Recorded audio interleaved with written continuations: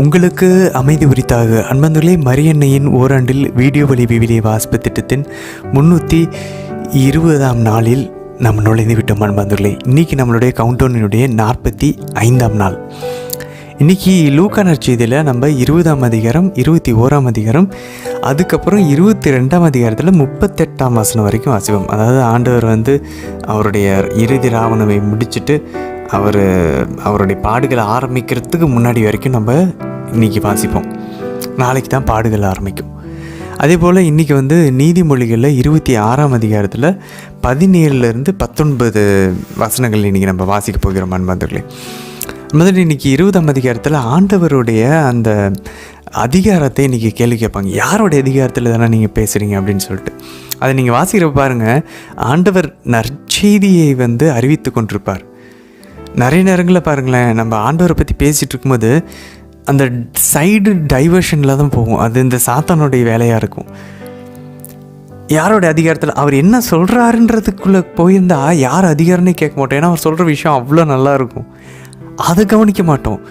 ஆனால் அவர் எந்த அதிகாரத்தில் பேசுகிறாரு, இந்த நிறைய டைவர்ஷன்ஸில் தான் போவான். நிறைய பேர் இந்த மாதிரி கடவுள் விஷயங்களை சொல்லிட்டு இருக்கும்போது அங்கங்கே மனசு அலைப்பாயும். நீங்கள் கவனிச்சிருக்கீங்களா என்னன்னு தெரில, நிறைய டைவர்ஷன்ஸ், பிளவுகளை நீங்கள் பார்க்கலாம். ஸோ இன்றைக்கி அப்படி தான் இந்த பரிசேயர்கள் சதுசேயர்கள் ஆண்டவர் பேசுகிறத கவனிக்க மாட்டாங்க. அதை கவனிச்சாங்கன்னா இவர் பேசலாம் உண்மை, இது கடவுளை தவிர வேறு யாரும் பேச முடியாதுன்னு அவங்க உணர்ந்திருப்பாங்க. ஆனால் அவங்க அதை கவனிக்கலை. அவங்களுக்கு எல்லாம் தெரியும் நினச்சிக்கிட்டு நீ இதை பேசுகிறதுக்கு நீ யார்? அவங்களுக்கு இந்த அதிகாரம் தான் பெருசாக தெரிஞ்சோ இல்லையா, ஆண்டவர் சொல்கிற வார்த்தை பெருசாக தெரியல. ஸோ ஆண்டவர் இன்றைக்கி அழகாக அவங்களுக்கு ஒரு உவமை சொல்கிற மாதிரி கொடிய குத்தகைக்காரர்களை பற்றின ஒரு உவமை சொல்வார் நண்பர்களே. ஸோ இதில் ஆண்டவர் அந்த மீட்பின் திட்டத்தை அழகாக ஆண்டவர் சம்மரைஸ் பண்ணுவார், சுருக்கமாக சொல்லுவார். ஸோ இந்த ஒரு திராட்சை தோட்டத்தை பற்றி பேசுவார். அதை நம்ம விளக்குறையில் பார்ப்போம். அது இஸ்ரேலை குறிக்கும், இஸ்ரேல் தேசத்தை குறிக்கும். அப்படி இல்லையா, அதை ஏதேன் தோட்டமாகவும் நீங்கள் பார்க்கலாம், மனுஷ குலத்தில் மொத்தத்தையும் பார்க்கும்போது. அதுக்கப்புறம் அந்த தோட்டத்தினுடைய உரிமையாளர் யார்? தந்தையாம் இறைவன். அப்புறம் அந்த தோட்ட தொழிலாளர்கள் யார்? அந்த குத்தகைக்காரர்கள் இஸ்ரேலினுடைய தலைவர்கள். அது இங்கே யார்? அந்த தோட்டத்தினுடைய தொழிலாளர் ஆதாம் ஏவாள். அவங்களையும் இது குறிக்கும் அன்பர்களே. அதுக்கப்புறம் நிறையா ஆண்டவர் தன்னுடைய அடிமைகளை, வேலைக்காரர்களை அனுப்புவார். இதெல்லாம் யாரை குறிக்கும்? இறை வாக்கினர்களை குறிக்கும். அதே நேரத்தில் அது மனுஷ குலத்தை மொத்தமாக பார்க்கும்போது ஆண்டவருடைய கட்டளைகளை குறிக்கும், ஆண்டவருடைய சட்டங்களை குறிக்கும். ஸோ இதெல்லாம் இந்த இறைவாக்கினர்கள்லாம், இந்த கொத்தகைக்காரர்கள், இந்த இஸ்ரேல் மக்கள் என்ன பண்ணுறாங்க? ஆதாமேவாள் அடித்து கொலை செய்கிறார்கள், ஏளனம் பண்ணுறாங்க. அப்போ ஆண்டவர் சொன்ன அந்த இறைவாக்கு ஆதாமேவாளுக்கு சொன்னார், இந்த அந்த பழத்தை சாப்பிடக்கூடாதுன்னு. அந்த கட்டளைகளை, உடன்படிக்கைகளை ஏளனம் செய்கிறார்கள். கடைசியாக என்ன பண்ணுறாரு? தம் மகனை அனுப்புகிறார். ஸோ அந்த மகன் யாரை குறிக்கும்? ஆண்டவர் இயேசுவை குறிக்கும். ஸோ இதை ஆவிக்குரிய வாழ்க்கையிலையும் நம்ம பார்க்கலாம். நம்ம அவர் அந்த டைமில் அந்த பலனை கேட்பார். அந்த திராட்சை தோட்டத்திலேருந்து அந்த திராட்சை பழங்களை அவர் எதிர்பார்ப்பார். நம்மக்கிட்டேயும் கனிகளை எதிர்பார்க்குறார். ஆவியானவருடைய கனிகள் இருக்கா அப்படின்னு சொல்லிட்டு. அவர் நட்டு வச்ச திராட்சை தோட்டம் தான் நம்ம ஏதேன் தோட்டம் தான் நம்மளுடைய ஆன்மா. அந்த கனிகளாகிய நற்பண்புகளை நம்ம கொண்டிருக்கோமா? அந்த 12 கனிகளை. அதுக்கப்புறம் செஸ்ஸாருக்குரியதை செஸ்ஸாருக்கும், கடலுக்குரியதை கடவுளுக்கு செலுத்துங்கன்னு சொல்லுவார் தெரியுமா? அந்த செஸ்ஸாருக்கு வரி செலுத்துதல் பற்றி இன்றைக்கி நம்ம பார்ப்போம் வந்துடலே. அது மட்டும் இல்லை, இந்த உயிர் தெழுதலை பற்றி ஒரு கேள்வி கேட்பாங்க. அதில் ஆண்டவர் அழகான ஒரு பதில் சொல்லுவார் இன்றைக்கி. அதுக்கு நீங்கள் இந்த பிரிந்து போன சகோதரர்கள் சொல்லுவாங்க, மாதாலாம் செத்துட்டாங்க, புனிதர்கள்லாம் செத்துட்டாங்க, அவங்க இப்போ உயிரோடவே இல்லை, இறுதி நாளின் உயிர் தெழுந்த போல் தான் அவங்க வருவாங்க. இப்போ செத்தவங்ககிட்ட நீங்கள் போய் ஏன் பேசிக்கிட்டு இருக்கீங்கன்னு சொல்லி கேட்பாங்க. அவங்க சாகலை அப்படின்றதுக்கு இன்றைக்கி ஆண்டவரே பதில் சொல்லுவாரான்னு சொல்லி அதை நம்ம விளக்குறையில் பார்க்கலாம். இதை நம்ம பிரிந்து போன சகோதரர்களுக்கு அன்போடு நம்ம எடுத்து சொல்லணும். அதுக்கப்புறம் பாருங்கள், தாவீதினுடைய மகனை பற்றிய விளக்கம். நம்ம இதை ஏற்கனவே மற்ற நற்செய்திகளையும் பார்த்துருக்கோம். ஸோ அது ரொம்ப ரொம்ப முக்கியமானது. ஏன்னா தாவீதின் மகன் தான் அந்த முக்கியமான உடன்படிக்கையினுடைய கடைசி நிறைவு பழைய உடன்படிக்கையில். ஸோ அதையும் இன்றைக்கி நம்ம பார்ப்போம். 21ஆம் அதிகாரத்தில் அந்த ஏழை கைம்பெண்ணினுடைய காணிக்கை ரொம்ப அழகான ஒரு தாழ்ச்சியான ஒரு நிகழ்வு. நம்ம அதை இன்றைக்கி வாசிக்க கேட்போம். அதேபோல் எருசலேம் கோயிலோட அழிவு பற்றியும், அதே நேரத்தில் அதில் இன்னொரு அர்த்தம் இருக்குது, நம்ம ஆண்டவருடைய 2ஆம் வருகையின் போது நடக்கூடிய அழிவை பற்றியும் ஆண்டவர் கூறுவார். ஸோ கிபி 70 ரோமியர்கள் வந்து எருசலேம் அழிக்கிறத பற்றி ஆண்டவர் இப்போவே முன்னுரைக்கிறார். கிபி 33 22ஆம் அதிகாரத்தில் ஆண்டவரை கொள்வதற்கான சதித்திட்டம் தீட்டப்படுறதை நம்ம இன்றைக்கி வாசிப்போம். யூதாசு காட்டி கொடுப்பதற்கு சாத்தான் உள்ள புகுந்தான் இருக்கும். அந்த சாத்தான் வந்து இப்போ ஆண்டவர் வந்து சிலுவை மரணத்தினால தான், அவருடைய இறப்பு உயிர்ப்பினால தான் சாத்தானை தலையை நசுக்க போகிறாருன்னா, சாத்தானே எதுக்கு யூதாஸுக்குள்ளே பூந்து ஆண்டவரை காட்டி கொடுத்து சிலுவை மரணத்துக்கு கொண்டு போகணும்? ஒரு கேள்வி வருது பாருங்களேன். இது திருச்சபையின் தந்தையர்கள், ஆதி தந்தையர்கள் வந்து இந்த கேள்வி ஏற்கனவே அவங்களுக்கும் வந்திருக்கு. ஸோ அதுக்கு என்ன பதில்ன்றதையும் நம்ம விளக்க உரையில் பார்க்கலாம். அதே போல் இன்றைக்கி ஆண்டவருடைய முக்கியமான அந்த பரிசுத்தமான ஒரு தருணத்துக்கு நம்ம வரப்போகிறோம். ஆண்டவருடைய இறுதி உணவு. அதே நேரத்தில் அது முடித்ததுக்கப்புறம் திருத்தந்தை வந்து தவறாமையினால் அவர் விசுவாச கோட்பாடுகளை அறிவிக்கிறார் பாருங்கள். உதாரணத்துக்கு மாதா என்றும் கன்னிகை, மாதா விண்ணகத்துக்கு எடுத்துக்கொள்ளப்பட்டார்கள், மாதா வந்து கடவுளுடைய தாய், மாதா அம்மல போய் பாவம் இல்லாமல் உருவானாங்க. இந்த மாதிரி இது வந்து மாதாவை பற்றின 4 விசுவாச கோட்பாடுகள். இது மாதிரி இன்னும் நிறைய விசுவாச கோட்பாடுகள் இருக்குது. டாக்மாஸ்ன்னு இங்கிலீஷில் சொல்கிறோம். இந்த விசுவாச கோட்பாடுகள் டாக்மாஸ் வந்து நம்ம கேள்வி கேட்க முடியாது. இது கன்ஃபார்மாக கடவுள் நமக்கு வெளிப்படுத்தியது, நம்ம பாரம்பரியத்தில் இது வந்து இருக்கிறது. அதனால் இதை நம்ம சந்தேகப்பட வேண்டிய அவசியமே இல்லைன்னு சொல்லி தவறாமை இன்ஃபாலிபிலிட்டி அப்படின்ற அவருடைய அந்த கடவுள் கொடுத்த அந்த அருளை பயன்படுத்தி வரத்தை பயன்படுத்தி திருத்தந்தை அவருடைய அதிகாரபூர்வமான அரியணையில் அமர்ந்து அறிவிக்கக்கூடியது தான் இந்த விசுவாச கோட்பாடுகள், டாக்மாஸ். ஸோ அதுக்கு இன்றைக்கி பைபிள் ரெஃபரன்ஸ் இருக்கும். ஏன்னா இது பிரிந்து போன சகோதரர்கள் கேட்குறாங்க, எப்படி போப்பாண்டவர் சொல்கிறாரு, இது நாங்கள் எப்படி நம்புறது? பைபிள் இது வந்து தெளிவாக கொடுக்கப்படலையே. ஆக்சுவலாக பைபிள் இதுக்கெல்லாம் மறைமுகமாக ஆதாரம் இருக்குது, இல்லைன்னெலாம் இல்லை. ஆனால் அதை வந்து டைரெக்டாக இல்லையே, அதனால் நாங்கள் இதை நம்ப மாட்டோம் அப்படின்னு சொல்லி பிரிந்து போனது சொல்லும்போது, இல்லை இது திருச்சபைக்கு ஆண்டவர் இந்த அதிகாரத்தை கொடுத்துருக்காரு, திருத்தந்தைக்கு குறிப்பாக கொடுத்துருக்காரு அப்படின்றத நம்ம விளக்கி சொல்லக்கூடிய ஒரு வசனம் இன்றைக்கி பார்ப்போம் நண்பர்களே. சரி, இன்றைய தினத்திற்கான விவிலிய வாசப்பகுதிக்குள்ளே நம்ம ஜெபத்தோடு இணையலாம். தந்தை, மகன், தூய ஆவியாரின் பெயராலே ஆமேன். தந்தையாம் யாவை இறைவனை அழைத்து ஜெபிப்போம். அருள் நிறைந்த அன்னை மரியே வாழ்க. ஆண்டவர் உம்முடனே, பெண்களுக்குள் ஆசி பெற்றவர் நீரே அம்மா. உம்முடைய திருவயிற்றின் கனியாகி இயேசு கிறிஸ்துவும் ஆசி பெற்றவரே. புனித அன்னை மரியே, இறைவனின் தாயே, பாவிகளாய் இருக்கிற எங்களுக்காக இப்பொழுதும் எங்கள் இறப்பின் வேலையிலும் வேண்டிக் கொள்ளும் அம்மா. ஆமேன். சுதனாகி ஆண்டவர் இயேசுவை அழைத்து ஜெபிப்போம். அருள் நிறைந்த அன்னை மரியே வாழ்க. ஆண்டவர் உம்முடனே, பெண்களுக்குள் ஆசி பெற்றவர் நீரே அம்மா. உம்முடைய திருவயிற்றின் கனியாகி இயேசு கிறிஸ்துவும் ஆசி பெற்றவரே. புனித அன்னை மரியே, இறைவனின் தாயே, பாவிகளாய் இருக்கிற எங்களுக்காக இப்பொழுதும் எங்கள் இறப்பின் வேலையிலும் வேண்டிக் கொள்ளும் அம்மா. ஆமேன். தூய ஆவியானவரை அழைத்து ஜெபிப்போம். அருள் நிறைந்த அன்னை மரியே வாழ்க. ஆண்டவர் உம்முடனே, பெண்களுக்குள் ஆசி பெற்றவர் நீரே அம்மா. உம்முடைய திருவயிற்றின் கனியாகி இயேசு கிறிஸ்துவும் ஆசி பெற்றவரே. புனித அன்னை மரியே, இறைவனின் தாயே, பாவிகளாய் இருக்கிற எங்களுக்காக இப்பொழுதும் எங்கள் இறப்பின் வேலையிலும் வேண்டிக் கொள்ளும் அம்மா. ஆமேன். லூக்கா நற்செய்தி அதிகாரம் 20. ஒரு நாள் இயேசு கோவிலில் மக்களுக்கு கற்பித்துக் கொண்டிருந்தார். அவர் நற்செய்தியை அறிவித்துக் கொண்டு இருந்தபோது தலைமை குருக்களும் மறைநூல் அறிஞர்களும் மூப்பர்களும் அங்கு வந்தார்கள். அவர்கள் அவரை நோக்கி, எந்த அதிகாரத்தால் நீர் இவற்றை செய்கிறீர்? இந்த அதிகாரத்தை உமக்கு கொடுத்தவர் யார்? எங்களுக்கு சொல்லும் என்றார்கள். அவர் அவர்களுக்கு மறுமொழியாக, நானும் உங்களிடம் ஒரு கேள்வி கேட்கிறேன், நீங்கள் மறுமொழி கூறுங்கள். திருமுழுக்கு கொடுக்கும் அதிகாரம் யோவானுக்கு விண்ணகத்திலிருந்து வந்ததா அல்லது மனிதரிடமிருந்து வந்ததா என்று கேட்டார். அவர்கள், விண்ணகத்திலிருந்து வந்தது என்போமானால் ஏன் நீங்கள் அவரை நம்பவில்லை என கேட்பார். மனிதரிடமிருந்து வந்தது என்போமானால் மக்கள் அனைவரும் நம்மீது கல் எறிவர் என்று தங்களிடையே சொல்லிக் கொண்டார்கள். ஏனெனில் மக்கள் யோவானை இறைவாக்கினர் என்று உறுதியாய் நம்பியிருந்தனர். எனவே அவர்கள் எங்கிருந்து வந்தது என தெரியாது என்று பதிலுரைத்தார்கள். இயேசுவும் அவர்களிடம், எந்த அதிகாரத்தால் இவற்றை செய்கிறேன் என நானும் உங்களுக்கு கூற மாட்டேன் என்றார். பின்பு இயேசு மக்களை நோக்கி இந்த உவமையை சொல்லத் தொடங்கினார். ஒருவர் ஒரு திராட்சை தோட்டம் போட்டு தோட்ட தொழிலாளர்களிடம் அதை குத்தகைக்கு விட்டுவிட்டு நீண்ட காலம் நெடும் பயணம் மேற்கொண்டார். பருவ காலம் வந்ததும் ஒரு பணியாளரை அவர் அனுப்பினார். ஆனால் தோட்ட தொழிலாளர்கள் அவரை நைய புடைத்து வெறுங்கையராய் அனுப்பினார்கள். மீண்டும் அவர் வேறு ஒரு பணியாளரை அனுப்பி வைத்தார். அவர்கள் அவரையும் நைய புடைத்து அவமதித்து வெறுங்கையராய் அனுப்பினார்கள். மூன்றாம் முறையாக அவர் ஒருவரை அனுப்பினார். அவரையும் அவர்கள் காயப்படுத்தி வெளியே தள்ளினர். பின்பு திராட்சை தோட்ட உரிமையாளர், நான் என்ன செய்வேன்? என் அன்பு மகனை அனுப்புவேன், ஒருவேளை அவனை அவர்கள் மதிப்பார்கள் என்று சொல்லிக் கொண்டார்.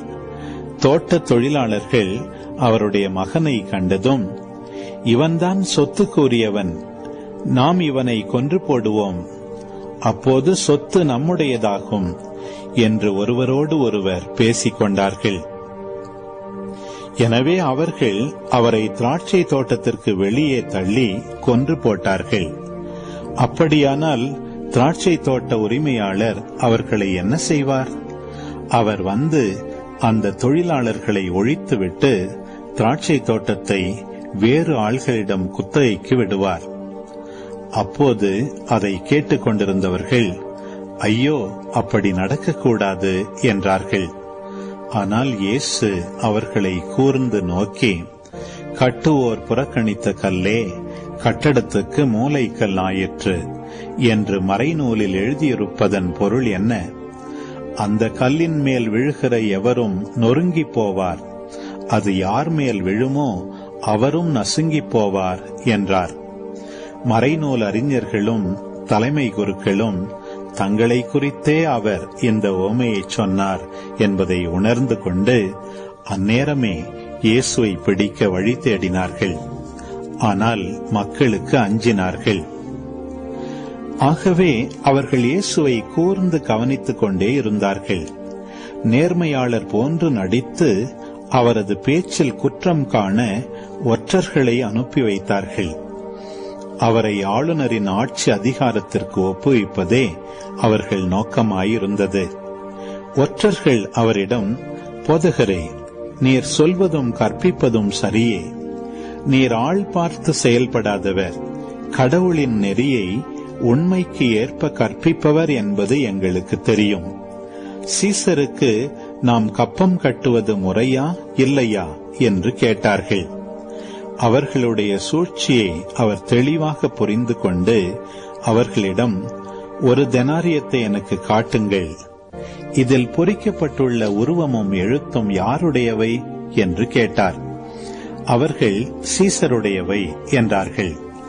அவர் அவர்களை நோக்கி, அப்படியானால் சீசருக்கு உரியவற்றை சீசருக்கும் கடவுளுக்கு உரியவற்றை கடவுளுக்கும் கொடுங்கள் என்று சொன்னார். மக்கள் முன்னிலையில் இயேசுவின் பேச்சில் அவர்களால் குற்றம் காண இயலவில்லை. அவருடைய மறுமொழியை கண்டு அவர்கள் வியப்புற்று பேசாதிருந்தார்கள். உயிர்த்தெழுதலை மறுக்கும் சில சதுசேயர் இயேசுவை அணுகி, போதகரே, மணமான ஒருவர் மகப்பேரின்றி இறந்து போனால் அவர் மனைவியை கொழுந்தனே மனைவியாக ஏற்றுக்கொண்டு தம் சகோதரருக்கு வழிமரபு உருவாக்க வேண்டும் என்று மோசே எழுதி வைத்துள்ளார். இங்கு சகோதரர் 7 இருந்தனர். மூத்தவர் ஒரு பெண்ணை மணந்து மகப்பேரின்றி இறந்தார். 2ஆம் 3ஆம் சகோதரர்களும் அவரை மணந்தனர். இவ்வாறே 7 மகப்பேரின்றி இறந்தனர். கடைசியாக அப்பெண்ணும் இறந்தார். அப்படியானால் உயிர்த்தெழும்போது அவர் அவர்களுள் யாருக்கு மனைவி ஆவார்? ஏனெனில் 7 அவரை மனைவியாக கொண்டிருந்தனரே என்று கேட்டனர். அதற்கு இயேசு அவர்களிடம், இக்கால வாழ்வில் மக்கள் திருமணம் செய்து கொள்கின்றனர். ஆனால் வருங்கால வாழ்வை பெற தகுதி பெற்ற யாரும் இறந்து உயிர்த்தெழும்போது திருமணம் செய்து கொள்வதில்லை. இனி அவர்கள் சாக முடியாது. அவர்கள் வானதூதரை போல் இருப்பார்கள். உயிர்த்தெழுந்த மக்களாயிருப்பதால் அவர்கள் கடவுளின் மக்களே. இறந்தோர் உயிருடன் எழுப்பப்படுவதை பற்றி மோசே முட்புதர் பற்றிய பகுதியில் எடுத்து கூறியிருக்கிறாரே, அங்கு அவர் ஆண்டவரை ஆபிரகாமின் கடவுள், ஈசாக்கின் கடவுள், யாக்கோபின் கடவுள் என்று கூறியிருக்கிறார். அவர் இறந்தோரின் கடவுள் அல்ல, மாறாக வாழ்வோரின் கடவுள். ஏனெனில் அவரை பொறுத்தமட்டில் அனைவரும் உயிருள்ளவர்களே என்றார். மறைநூல் அறிஞருள் சிலர் அவரை பார்த்து, போதகரே, நன்றாகச் சொன்னீர் என்றனர். அதன் பின் அவர்கள் அவரிடம் எதையும் கேட்க துணியவில்லை. அப்போது இயேசு அவர்களை நோக்கி, மெசியா தாவீதின் மகன் என்று கூறுவது எப்படி? ஏனென்றால் திருப்பாடல்கள் நூலில் ஆண்டவர் என் தலைவரிடம், நான் உம் பகைவரை உமக்கு கால்மணையாக்கும் வரை நீர் என் வலப்பக்கம் வீற்றிரும் என்றுரைத்தார் என தாவீதே கூறியுள்ளார் அல்லவா? எனவே தாவீது அவரை தலைவர் என அழைப்பதால் அவர் அவருக்கே மகனாயிருப்பது எப்படி என்று கேட்டார்.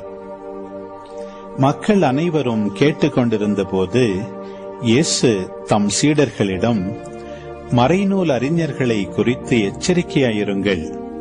ஏனென்றால் அவர்கள் தொங்கல் ஆடை அணிந்து நடமாடுவதை விரும்புகிறார்கள். சந்தை வெளிகளில் மக்கள் தங்களுக்கு வணக்கம் செலுத்துவதை விரும்புகிறார்கள். தொழுகை கூடங்களில் முதன்மையான இருக்கைகளையும் விருந்துகளில் முதன்மையான இடங்களையும் விரும்புகிறார்கள். கைம்பெண்களின் வீடுகளை பிடுங்கிக் கொள்கிறார்கள். நீண்ட நேரம் இறைவனிடம் வேண்டுவது போல நடிக்கிறார்கள். கடும் தண்டனை தீர்ப்புக்கு ஆளாகவிருப்பவர்கள் அவர்களே என்றார். லூக்கா நற்செய்தி அதிகாரம் 21. இயேசு நிமிர்ந்து பார்த்தபோது செல்வர்கள் தங்கள் காணிக்கைகளை காணிக்கை பெட்டிக்குள் போடுவதை கண்டார். வறுமையில் வாடிய ஒரு கைம்பெண்ணும் 2 காசுகளை அதில் போடுவதை கண்டார். அவர், இந்த ஏழை கைம்பெண் எல்லாரையும் விட மிகுதியான காணிக்கை போட்டிருக்கிறார் என உண்மையாகவே உங்களுக்கு சொல்கிறேன். ஏனெனில் அவர்கள் அனைவரும் தங்களுக்கு இருந்த மிகுதியான செல்வத்திலிருந்து காணிக்கை போட்டனர். இவரோ தமக்கு பற்றாக்குறை இருந்தும் தம் பிழைப்புக்காக வைத்திருந்த எல்லாவற்றையுமே போட்டுவிட்டார் என்றார். கோவிலை பற்றி சிலர் பேசிக் கொண்டிருந்தனர். கவின்மிகு கற்களாலும் நேர்ச்சை பொருள்களாலும் கோவில் அழகுபடுத்தப்பட்டிருக்கிறது என்று சிலர் பேசிக் கொண்டிருந்தனர். இயேசு, இவற்றையெல்லாம் பார்க்கிறீர்கள் அல்லவா? ஒரு காலம் வரும், அப்போது கற்கள் ஒன்றின் மேல் ஒன்று இராதபடி இவையெல்லாம் இடிக்கப்படும் என்றார். அவர்கள் இயேசுவிடம், போதகரே, நீர் கூறியவை எப்போது நிகழும்? இவை நிகழப்போகும் காலத்திற்கான அறிகுறி என்ன என்று கேட்டார்கள். அதற்கு அவர், நீங்கள் ஏமாறாதவாறு பார்த்து கொள்ளுங்கள். ஏனெனில் பலர் என் பெயரை வைத்துக் கொண்டு வந்து, நானே அவர் என்றும் காலம் நெருங்கி வந்துவிட்டது என்றும் கூறுவார்கள். அவர்கள் பின்னே போகாதீர்கள். ஆனால் போர் முழக்கங்களையும் குழப்பங்களையும் பற்றி கேள்விப்படும் போது திகிலுறாதீர்கள். ஏனெனில் இவை முதலில் நிகழத்தான் வேண்டும், ஆனால் உடனே முடிவு வராது என்றார். மேலும் அவர் அவர்களிடம் தொடர்ந்து கூறியது, நாட்டை எதிர்த்து நாடும் அரசை எதிர்த்து அரசும் எழும். பெரிய நிலநடுக்கங்களும் பல இடங்களில் பஞ்சமும் கொள்ளை நோயும் ஏற்படும். அச்சுறுத்தக்கூடிய பெரிய அடையாளங்களும் வானில் தோன்றும். இவை அனைத்தும் நடந்தேறும் முன் அவர்கள் உங்களை பிடித்து துன்புறுத்துவார்கள். தொழுகை கூடங்களுக்கு கொண்டு செல்வார்கள், சிறையில் அடைப்பார்கள். என் பெயரின் பொருட்டு அரசரிடமும் ஆளுநரிடமும் இழுத்துச் செல்வார்கள். எனக்கு சான்று பகர இவை உங்களுக்கு வாய்ப்பளிக்கும். அப்போது என்ன பதிலளிப்பது என முன்னதாகவே நீங்கள் கவலைப்பட வேண்டாம். இதை உங்கள் மனத்தில் வைத்துக் கொள்ளுங்கள். ஏனெனில் நானே உங்களுக்கு நாவன்மையையும் ஞானத்தையும் கொடுப்பேன். உங்கள் எதிரில் எவராலும் உங்களை எதிர்த்து நிற்கவும் எதிர்த்து பேசவும் முடியாது. ஆனால் உங்கள் பெற்றோரும் சகோதரர் சகோதரிகளும் உறவினர்களும் நண்பர்களும் உங்களை காட்டிக் கொடுப்பார்கள். உங்களுள் சிலரை கொல்வார்கள். என் பெயரின் பொருட்டு எல்லாரும் உங்களை வெறுப்பார்கள். இருப்பினும் உங்கள் தலைமுடி ஒன்று கூட விழவே விழாது. நீங்கள் மன உறுதியோடு இருந்து உங்கள் வாழ்வை காத்துக்கொள்ளுங்கள். எருசலேமை படைகள் சூழ்ந்திருப்பதை நீங்கள் காணும்போது அதன் அழிவு நெருங்கி வந்துவிட்டது என அறிந்து கொள்ளுங்கள். அப்போது யூதேயாவில் உள்ளவர்கள் மலைகளுக்கு தப்பி ஓடட்டும். நகரத்தின் நடுவில் உள்ளவர்கள் வெளியேறட்டும். நாட்டுப்புறங்களில் இருப்பவர்கள் நகரத்துக்குள்ளே வரவேண்டாம். ஏனெனில் அவை பழிவாங்கும் நாள்கள். அப்போது மறைநூலில் எழுதியுள்ள யாவும் நிறைவேறும். அந்நாள்களில் கருவுற்றிருப்போர் பாலூட்டுவோர் ஆகியோரின் நிலைமை அந்தோ பரிதாபம். ஏனெனில் மண்ணுலகின் மீது பேரிடரும் அம்மக்கள் மீது கடவுளின் சினமும் வரும். அவர்கள் கூரான வாளால் வீழ்த்தப்படுவார்கள். எல்லா நாடுகளுக்கும் சிறைப்பிடித்து செல்லப்படுவார்கள். பிற இனத்தார் காலம் நிறைவு பெறும் வரை எருசலேம் அவர்களால் மிதிக்கப்படும். மேலும் கதிரவனிலும் நிலாவிலும் விண்மீன்களிலும் அடையாளங்கள் தென்படும். மண்ணுலகில் மக்களினங்கள் கடலின் கொந்தளிப்பின் முழக்கத்தினால் கலங்கி என்ன செய்வதென்று தெரியாது குழப்பமடைவார்கள். உலகிற்கு என்ன நேருமோ என எண்ணி மனிதர் அச்சத்தினால் மயக்கமுறுவர். ஏனெனில் வான்வெளி கோள்கள் அதிரும். அப்போது மிகுந்த வல்லமையோடும் மாட்சியோடும் மானிட மகன் மேகங்கள் மீது வருவதை அவர்கள் காண்பார்கள். இவை நிகழத் தொடங்கும் போது நீங்கள் தலை நிமிர்ந்து நில்லுங்கள். ஏனெனில் உங்கள் மீட்பு நெருங்கி வருகின்றது. இயேசு அவர்களுக்கு மேலும் ஒரு உவமை சொன்னார். அத்தி மரத்தையும் வேறு எந்த மரத்தையும் பாருங்கள். அவை தளிர்விடும்போது அதை பார்க்கும் நீங்களே கோடைக்காலம் நெருங்கிவிட்டது என அறிந்து கொள்கிறீர்கள். அவ்வாறே இவை நிகழ்வதை காணும்போது இறையாட்சி நெருங்கி வந்துவிட்டது என்பதை நீங்கள் அறிந்து கொள்ளுங்கள். அனைத்தும் நிகழும் வரை இத்தலைமுறை ஒழிந்து போகாது என நான் உறுதியாக உங்களுக்கு சொல்கிறேன். விண்ணும் மண்ணும் ஒழிந்து போகும், ஆனால் என் வார்த்தைகள் ஒழியவே மாட்டா. மேலும் இயேசு, உங்கள் உள்ளங்கள் குடிவெறி களியாட்டத்தாலும் இவ்வுலக வாழ்க்கைக்குரிய கவலையினாலும் மந்தமடையாதவாறும் அந்நாள் திடீரென வந்து ஒரு கண்ணியைப் போல் உங்களை சிக்க வைக்காதவாறும் எச்சரிக்கையாயிருங்கள். மண்ணுலகு எங்கும் குடியிருக்கும் எல்லார் மீதும் அந்நாள் வந்தே தீரும். ஆகையால் நிகழப்போகும் அனைத்திலிருந்தும் தப்புவதற்கும் மானிட மகன் முன்னிலையில் நிற்க வல்லவராவதற்கும் எப்பொழுதும் விழிப்பாயிருந்து மன்றாடுங்கள் என்றார். இயேசு பகல் நேரங்களில் கோவிலில் கற்பித்து வந்தார். இரவு நேரங்களிலோ ஒலிவம் என்று வழங்கப்பட்ட மலைக்கு சென்று தங்கி வந்தார். எல்லா மக்களும் கோவிலில் அவர் சொல்வதை கேட்க காலையிலேயே அவரிடம் வருவார்கள். லூக்கா நற்செய்தி அதிகாரம் 22. அப்போது பாஸ்கா என்னும் புளிப்பற்ற அப்ப விழா நெருங்கி வந்தது. தலைமை குருக்களும் மறைநூல் அறிஞரும் இயேசுவை எவ்வாறு கொலை செய்யலாம் என்று வழி தேடிக் கொண்டிருந்தனர். ஏனெனில் மக்களுக்கு அஞ்சினர். அந்நேரத்தில் 12 ஒருவனான யூதாசு எனப்படும் இஸ்காரியோத்துக்குள் சாத்தான் புகுந்தான். யூதாசு தலைமை குருக்களிடமும் காவல் தலைவர்களிடமும் சென்று அவர்களுக்கு இயேசுவை காட்டிக் கொடுப்பது பற்றி கலந்து பேசினான். அவர்கள் மகிழ்ச்சியுற்று அவனுக்கு பணம் கொடுக்க உடன்பட்டார்கள். அவனும் அதற்கு ஒத்துக்கொண்டு மக்கள் கூட்டம் இல்லாத போது அவர்களிடம் அவரை காட்டிக் கொடுப்பதற்கு வாய்ப்பு தேடிக் கொண்டிருந்தான். புளிப்பற்ற அப்ப விழா கொண்டாடும் நாளும் வந்தது.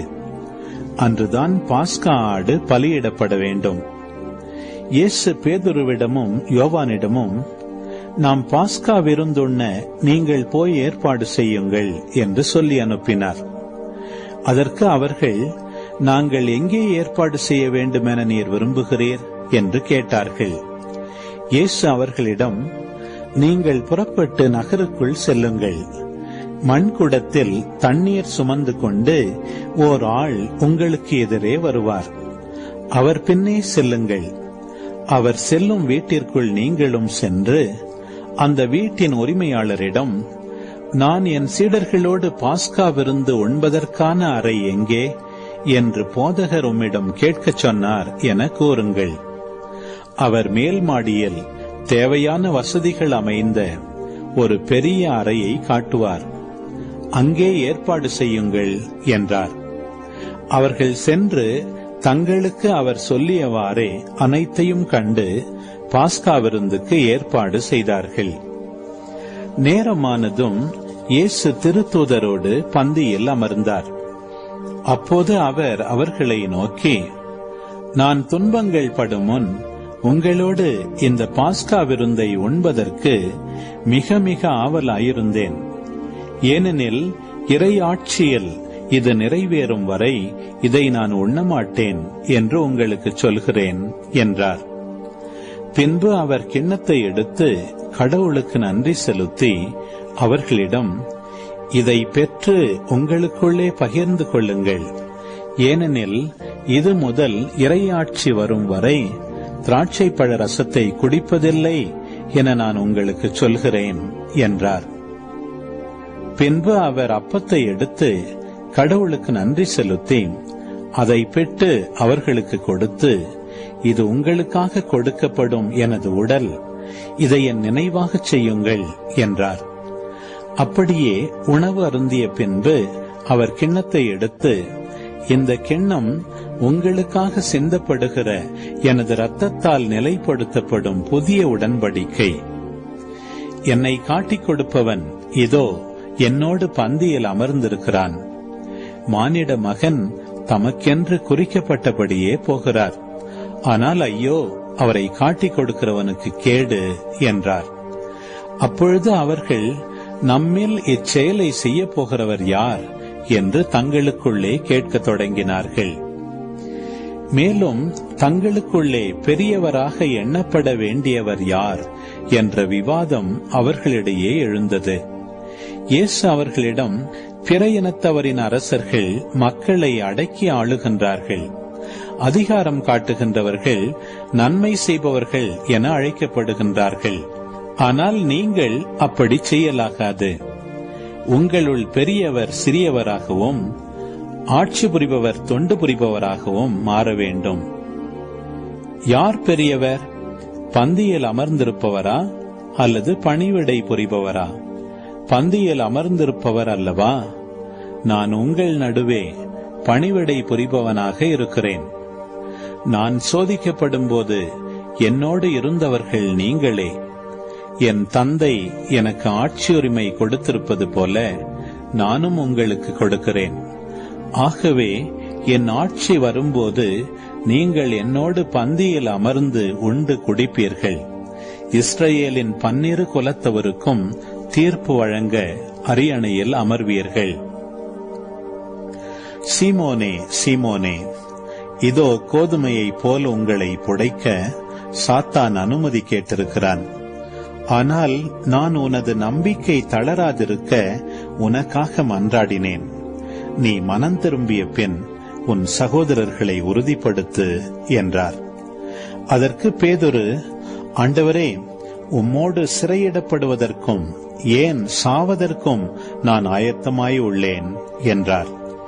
இயேசு அவரிடம், பேதுருவே, இன்றிரவு என்னை தெரியாது என 3 முறை நீ மறுதலிக்கும் முன் சேவல் கூவாது என உனக்கு சொல்கிறேன் என்றார். இயேசு சீடர்களிடம், நான் உங்களை பணப்பையோ வேறு பையோ மிதியடியோ எதுவுமில்லாமல் அனுப்பிய போது உங்களுக்கு ஏதாவது குறை இருந்ததா என்று கேட்டார். அவர்கள் ஒரு குறையும் இருந்ததில்லை என்றார்கள். அவர் அவர்களிடம், ஆனால் இப்பொழுது பணப்பை உடையவர் அதை எடுத்துக் கொள்ளட்டும், வேறு பை உடையவரும் அவ்வாறே செய்யட்டும்.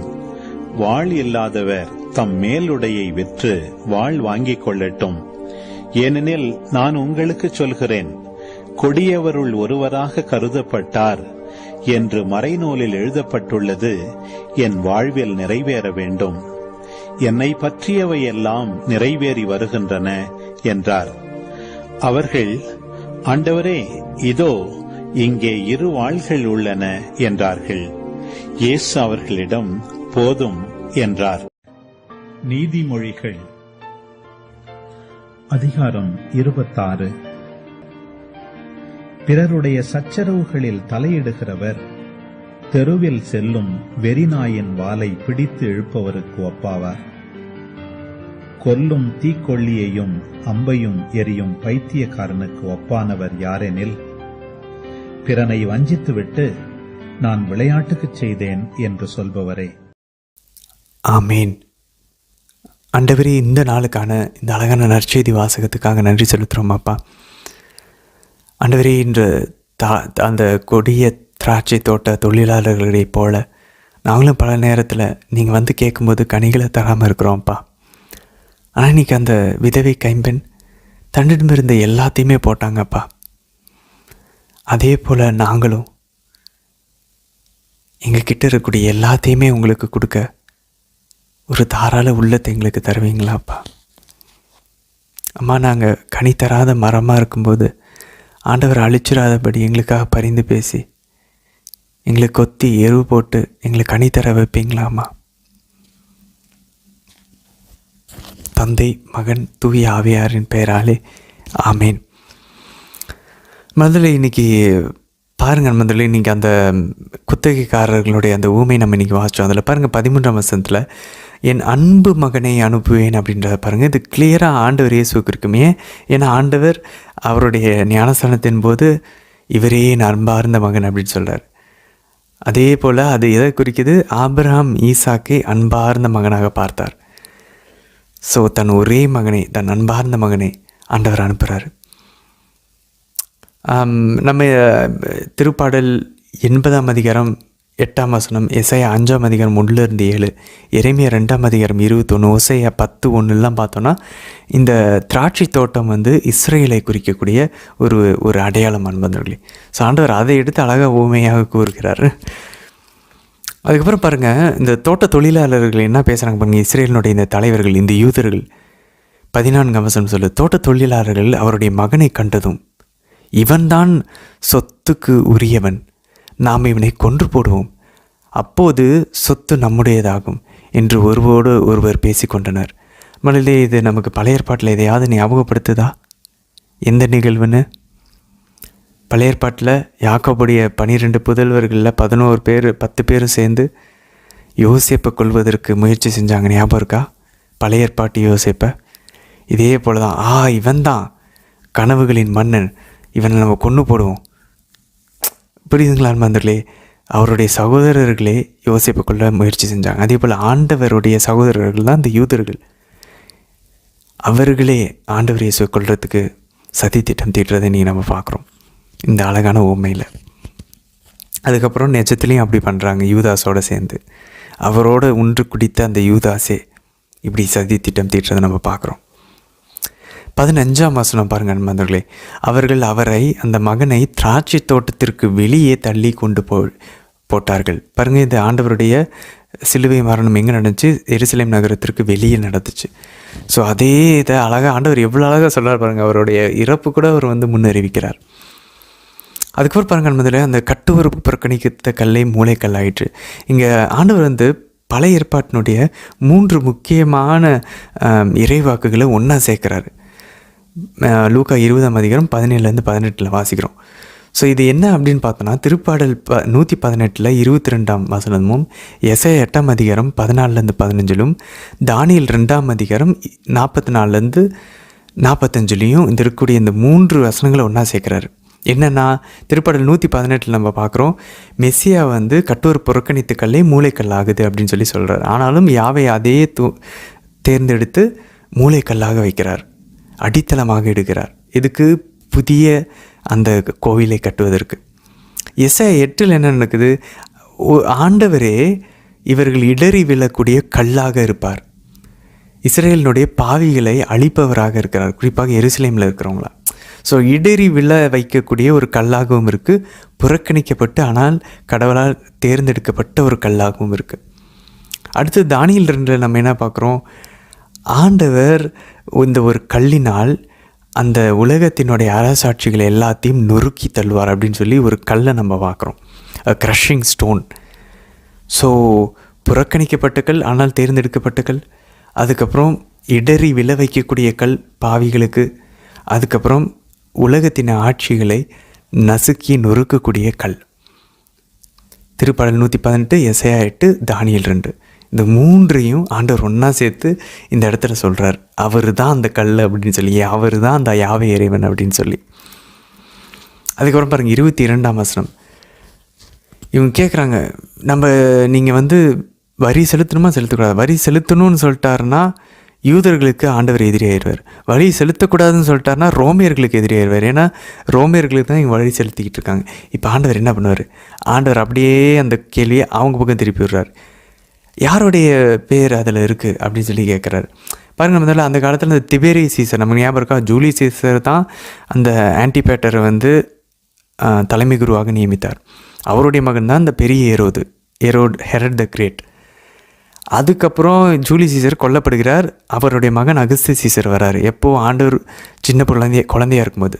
அதுக்கப்புறம் திபேரி சீசர் வருகிறார் ஆட்சிக்கு. ஸோ இப்போ திபேரி சீசருடைய உருவகம் தான் அந்த காயினில் இருக்குது, அந்த காசில் இருக்குது.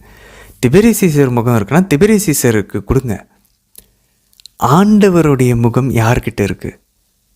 இமேஜ் ஆஃப் காட், கடவுளுடைய உருவிலும் சாயலிலும் யாரை படைக்கப்பட்டிருக்கோம்? நம்ம படைக்கப்பட்டிருக்கோம்.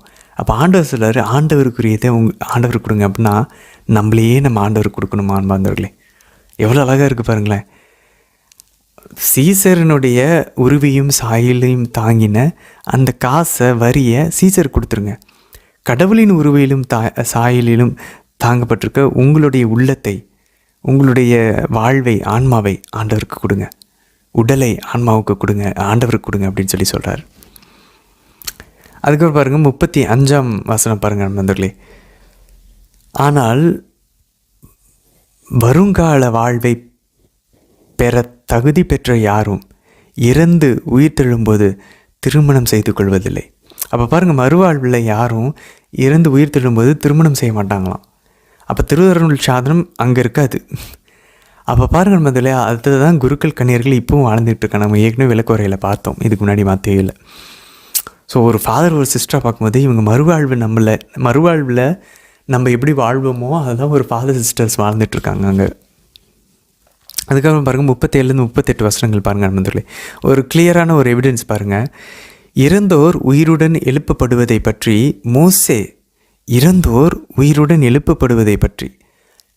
மோசே முற்புதர் பற்றிய பகுதியில் எடுத்து கூறுகின்றாரே.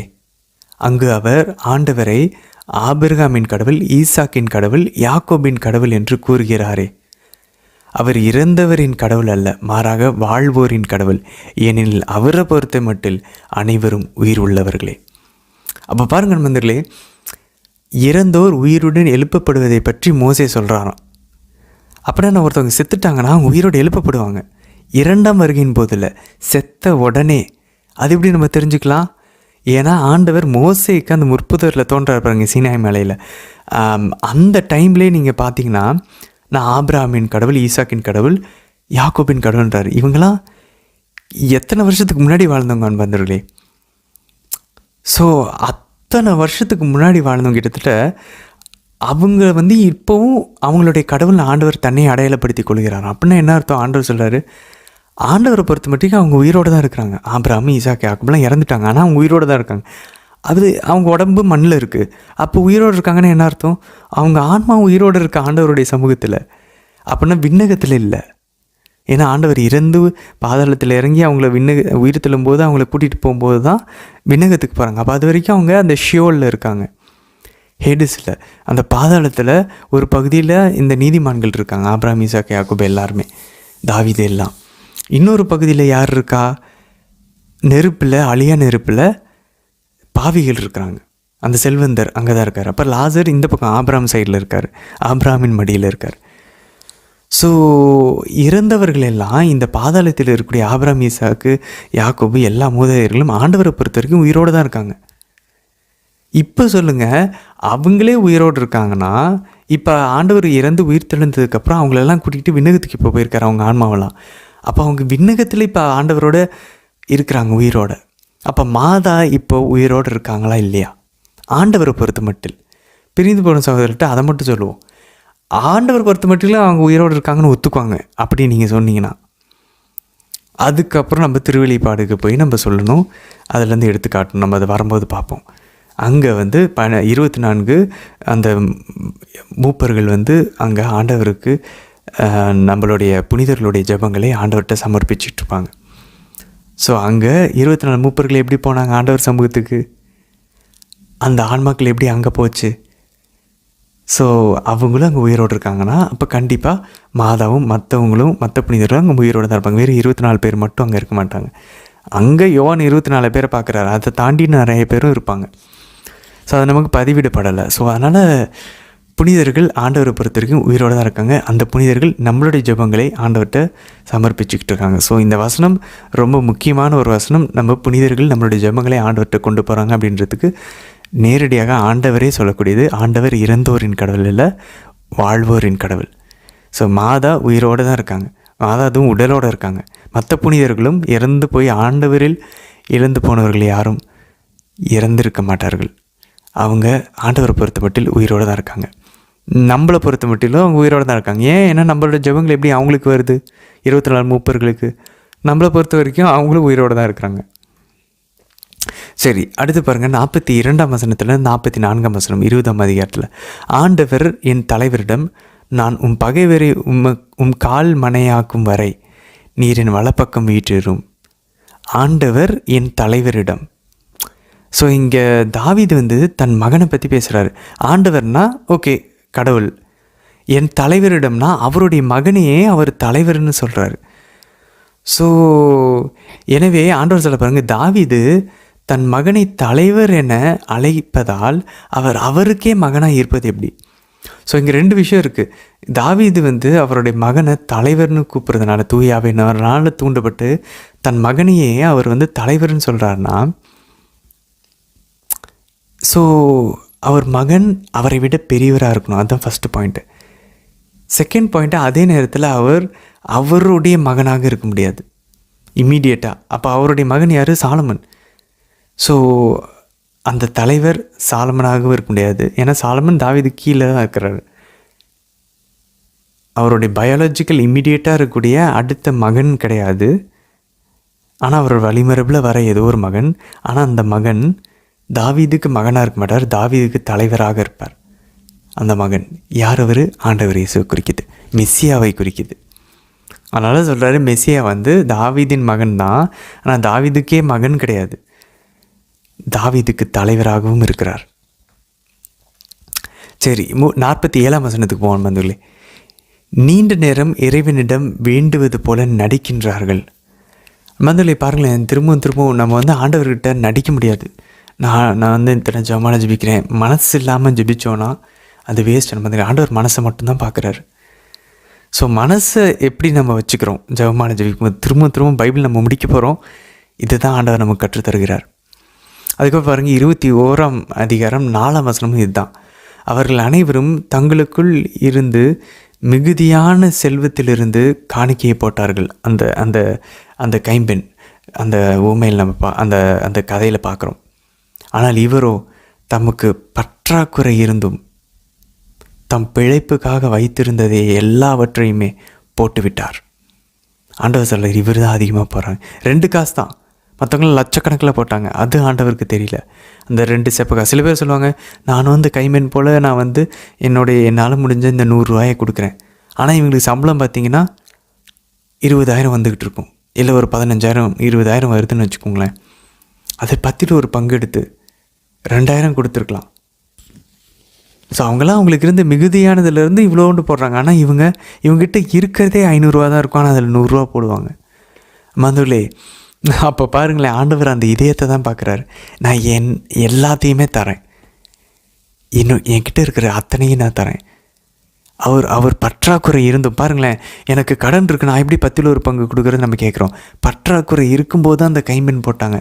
அதுதான் ஆண்டவர் பார்வையில் விலையேற பெற்றதாக இருந்துச்சு. ஏன்னா அங்கே தான் விசுவாசம் செயல்படுது. நமக்கு எந்த கடனும் இல்லாமல் நம்ம ஆண்டவர் கொடுக்குறது பெரிய விஷயம் இல்லை. கடன் இருக்கும்போது ஆண்டவர் கொடுக்கணும். அந்த 10ல் ஒரு பங்கு எடுத்து அதில் தான் நம்ம ஆண்டவர் மேலே நம்பிக்கை வைக்கிறோம். ஆண்டவரே எனக்கு இருந்தாலும் நான் உங்களுக்கு கொடுக்க ஆரம்பிப்பேன், இந்த பணத்துக்கு நான் அடிமையாக இருக்க மாட்டேன். அதுக்கப்புறம் பாருங்கள், 21ஆம் அதிகாரம் 5லிருந்து 36 நம்ம பார்க்குறோம். இந்த உலகம் முடிவை பற்றி பேசுகிறாங்க நண்பர்களே. ஆக்சுவலாக அது உலகம் முடிவு கிடையாது, எருசலேமினுடைய அழிவு பற்றி பேசிகிட்டு இருக்கார் நண்பர்களே. ஸோ அந்த பழைய உடன்படிக்கையினுடைய நிறைவு கிபி 70 எப்போ ரோமியர்கள் எருசலேமை தீக்கிரையாக்குறாங்களோ அப்போவே பழைய உடன்படிக்கை ஒரு நிறைவுக்கு புதிய உடன்படிக்கை முழுமையாக துவங்குது நண்பர்களே. அதுக்கப்புறம் பாருங்கள் 15ஆம் வசனம், அதில் 21ஆம் அதிகாரம் லூக்கா 15ஆம் வசனம், ஏனெனில் நானே உங்களுக்கு நாவன்மையும் ஞானத்தையும் கொடுப்பேன், உங்கள் எதிரில் எவராலும் உங்களை எதிர்த்து பேசவும் முடியாது. முதல்ல அப்போ பாருங்களேன், நம்ம மற்றவங்க மாதிரி நம்ம போயிட்டு இப்போ ஒருத்தவங்கிட்ட ஒரு பிரிந்து போன சகோதரர்கிட்ட பேசுகிறோம், இல்லை ஒரு நாத்திகர்கள்கிட்ட பேசுகிறோம், ஆண்டவரை பற்றி பேசுகிறோம் அப்படின்னா நம்ம ப்ரிப்ரேஷன் பண்ண வேணான்னு சொல்ல, ஆனால் அதை நம்பிட்டு போகக்கூடாது, ஜெபிச்சுட்டு போகணும். அன்மதிலே நான் ஒரு சில பிரிந்து போன சகோதரர்கிட்டலாம் இதுக்கு முன்னாடி ஜெபிக்காமல் போய் பேசியிருக்கேன். ஒருத்தர் ஓடிட்டார். ஏன்னா நமக்கு இருக்கிற பைபிள் நம்ம சொல்கிறத வச்சுட்டு அவங்களால நிற்க முடியல. அவங்க என்ன நினைக்கிறாங்க, நான் தப்பாக பைபிளை நான் விளக்கம் கொடுக்குறேன், அவங்களால அந்த விளக்கத்துக்கு எதிர்த்து பேச முடியல, ஆனால் நான் திரித்து பேசுகிறேன் அப்படின்னு நினச்சிக்கிட்டு அவங்க விட்டுட்டு ஓடிட்டாங்க. ஒருத்தர் இன்னொருத்தவங்க பேசிகிட்டு இருக்கோம், அப்போ தான் டிராஃபிக் மீறுது, நிறையா ப்ராப்ளம் நடக்குது. அதாவது பிள்ளைங்க அடிச்சுக்கிறாங்க, சண்டை போடுறாங்க. இதுக்கு முன்னாடி வேறு விஷயங்கள் பேசும்போதெல்லாம் எந்த பிரச்சனையும் வரல. அதுவும் குறிப்பாக மாதா பற்றி தான் பேசினேன். மாதாவுக்கு ஏன் இவ்வளோ முக்கியத்துவம்னு கேட்கும்போது நான் பைபிள்லேருந்து அவங்களுக்கு எடுத்து சொல்லிட்டு இருக்கும்போது இந்த பிரச்சனையெல்லாம் வருதான்னு வந்துடலே. ஸோ அப்போ தான் சரி இன்னொருத்தர் கூட பேசுகிறதுக்கு ஒரு வாய்ப்பு கிடச்சிச்சு. சரி ஓகே, இந்த ஆன்மாவை நம்ம விட்டுறவே கூடாது அப்படின்னு சொல்லிட்டு இந்த ஆன்மாவுக்காக அந்த ஒரு நண்பர் அவருடைய ஃப்ரெண்டை பற்றி என்கிட்ட சொன்னார். சரி அவரை கூப்பிடுங்க நம்ம பேசலான்னு சொல்லிட்டு, அப்போ அவர் அந்த நண்பருடைய பேரை கூப்பிட்டு நாங்கள் அவரை ஒரு சகோதரராக பார்த்து அவருக்காக ஒரு ஜெபமாலை ஒப்பு கொடுத்தோம். நான் ஒரு 2 ஜெபமாலை ஒப்பு கொடுத்தேன், அவர் ஒரு 2 ஜெபமாலை ஒப்பு கொடுத்து நாங்கள் அந்த சூழல் ஃபுல்லாக அவரை நீ அவரை உண்மை பக்கம் கொண்டு போகணும், உதவி பண்ணுங்கள் அப்படின்னு சொல்லும்போது, நீங்கள் நம்ப மாட்டீங்க முதலே அந்த பிரிந்து போன சகோதரர் ஒரு யூத் தான், இளைஞர் தான். அவர் அழகாக பேசினார். நாங்களும் ஒரு சில நேரத்தில் எங்களுக்கும் கொஞ்சம் கோவம் வந்துச்சு, லைட்டாக கொஞ்சம் அத்துமீறணும். அவரும் கொஞ்சம் எங்களை குத்துற மாதிரி ஒரு சில கேள்வி கேட்டார். ஆனால் யாருமே நாகரிகத்தை மீறவே இல்லை. எங்கேயுமே நாங்கள் குரலை உயரத்தில் சண்டை போடல, எதுவுமே பண்ணல. ரொம்ப அழகான ஒரு நட்புறவில் டிஸ்கஸ் பண்ணிவிட்டு அவருக்கு தெளிவாக ஒரு விஷயந்தான் சொல்லிவிட்டு நாங்கள் முடித்தோம். மாதாவை பற்றியும் இல்லை புனிதர்கள்ட்ட ஜெபிக்கிறத பற்றியும் அவருக்கு இருந்த ஒரு கண்மூடித்தனமான இவங்க பண்ணுறதெல்லாம் சிலை வழிபாடு, இவங்க பண்ணுறதெல்லாம் மாதாவெல்லாம் பிசாசு அப்படின்லாம் சொல்லிகிட்டு இருந்தாங்க. அப்படிப்பட்ட அவர் ஓரளவு குறைஞ்சு, ஓகே இவங்க பண்ணுறதில் ஒரு விவிலிய பின்னணி வச்சுருக்காங்க, இவங்க ஒன்றும் அவங்கள கடவுளாக வழிபடலை, கடவுள்கிட்ட அடையிறதுக்கு இவங்களை ஒரு உந்துகோலாக வச்சுருக்காங்க, இவங்கள ஒரு முன்மாதிரியாக வச்சுருக்காங்க, இவங்களுடைய துணையை நாடுறாங்க அப்படின்ற ஒரு புரிதலுக்கு வந்தார். அவர் நான் உடனே நீங்கள் சொல்கிறதான் ஏற்றுக்கிட்டு நானும் புரிதல்கிட்ட ஜெபிக்கிறேன், அந்தளவுக்கு அவர் கன்வெர்ட் ஆகலை. மேபி எங்களோட ஜெபம் பத்தலைன்னு நினைக்கிறேன். ஸோ என்ன சொல்லுவார்னா, நம்ம ஆண்டவரை பற்றி பேசும்போது இல்லை இந்த அறிவிக்கும் போதெல்லாம் ஜெபம் தான் இப்போ முக்கியமாக இருக்குது. பேசுகிற ஞானம் முக்கியம் இல்லை. ஏன்னா இதை விட சூப்பராலாம் ஞானமாலாம் பேசணும், விட்டுட்டு ஓடிட்டாங்களே, அந்த ஆன்மாவை இழந்துட்டோமே. ஆனால் ஜெபிச்சுட்டு போனப்போ மாதா அந்த இடத்துல செயல்பட்டுட்டு இருந்தாங்க. ஆவியானவர் அந்த இடத்துல அந்த கலந்துரையாடல் நடந்து முடிகிற வரைக்கும் எங்களை அமைதியாக வச்சுருந்தார். அன்பில் நாங்கள் செயல்பட்டோம், கனிவோடையும் மரியாதையோடையும் பேசணும் நாங்கள். ஸோ ரொம்ப சூப்பரான ஒரு உரையாடல் இருந்துச்சு. அதனால் ஆண்டவர் தான் உங்களுக்கு நாவன்மையும் ஞானத்தையும் கொடுப்பார். உங்கள் எதிரில் எவராலும் உங்களுக்கு எதிர்த்து நிற்க முடியாத, எதிர்த்து பேச முடியாத அளவுக்கு அவர் நமக்கு துணை புரிவார். ஸோ அவர் துணையை நாடிட்டு தான் நம்ம போய் பேசணும். யார் கூட போய் பேசுகிறதுனாலும் நற்செய்தி அறிவிக்கிறதுனாலும். இல்லைன்னா நம்ம போகக்கூடாது. அவங்களுக்காக குறைஞ்சது ஒரு ஜெபமானே அதை ஒப்பு கொடுக்காமல் போகவே கூடாது அன்பர்களே. சரி, 19ஆம் வசனம் பாருங்கள். நீங்கள் மன உறுதியோடு இருந்து உங்கள் வாழ்வை காத்து கொள்ளுங்கள். ஆண்டவர் திரும்ப திரும்ப சொல்ல பாருங்கள், இறுதி வரை மன உறுதியோடு இருப்பவர்களே மீட்படைவார்கள். மத்திய நற்செய்தியில் பார்க்குறோம். ஸோ பர்சிவியரன்ஸ், என்டியூரன்ஸ் தான் முக்கியம் அன்பர்களே. இதெல்லாம் மனப்பாடம் பண்ணி வச்சுட்டு நம்ம துன்பம் வரும்போது நான் மன உறுதியோடு இருப்பேன், நான் என் மனசை இழக்க மாட்டேன். நம்மளே திரும்ப திரும்ப நம்மளை உறுதிப்படுத்திக்கணும் இந்த வசனத்தின் வழியாக. அதுக்கப்புறம் 25ஆம் வசனம் பாருங்கள். அந்த சூரியன், நிலா, நட்சத்திரம் எல்லாம் அதிர்றது, விண்ணக கோள்கள் எல்லாம் அதிர்றது. அன்பர்கள், இதெல்லாம் எசையா 13:9-10 வசனங்கள், எசேக்கியேல் 32:7, யோவேல் 2:10, அப்புறம் 31 வசனங்கள். இதெல்லாம் பார்த்தோன்னா யாவே இறைவன் பேரினத்தவர்களுடைய அந்த ஆட்சியை அழிக்கும்போது இந்த மாதிரி விண்ணகமே அதிர்றத அவங்க ஒரு உருவகமாக பேசியிருப்பாங்க. ஸோ அதே போல் இங்கே எருசலேம் அழிவதை ஆண்டவர் இந்த உருவகத்தின் வழியே பேசுகிறார். அதனால தான் இதெல்லாம் நடக்காத வரைக்கும் நீங்கள் இந்த தலைமுறையை நீங்கள் பார்க்க மாட்டீங்க, இந்த தலைமுறை அழிந்து போகாது அப்படின்றார். ஸோ இது எருசலேமனோட அழிவை குறிக்குது. அதே நேரத்தில் இது ஆவிக்குரிய வகையில் பார்க்கும்போது, எஸ்கெட்டலஜிக்கலாக பார்க்கும்போது இது நம்மளுடைய ஆண்டவருடைய 2ஆம் வருகையையும் குறிக்கும். ஸோ இது 2ஆம் வருகை பிரைமரி கிடையாது, எருசலேமனோட அழிவு தான் இதோடைய பிரைமரி. 3 நிலா, சூரியன், நட்சத்திரம் எல்லாமே அதுவும் அழியப்படும் அப்படின்றது எல்லாமே எருசலேமனோட அழிவை குறிக்கக்கூடிய உருவங்கள். ஏற்கனவே பழைய ஏற்பாட்டில் கூறப்பட்டிருக்கிறத ஆண்டவர் இங்கே பயன்படுத்துகிறார். அதே நேரத்தில் அது 2ஆம் வருகையும் குறிக்கும், மறந்துடக்கூடாது.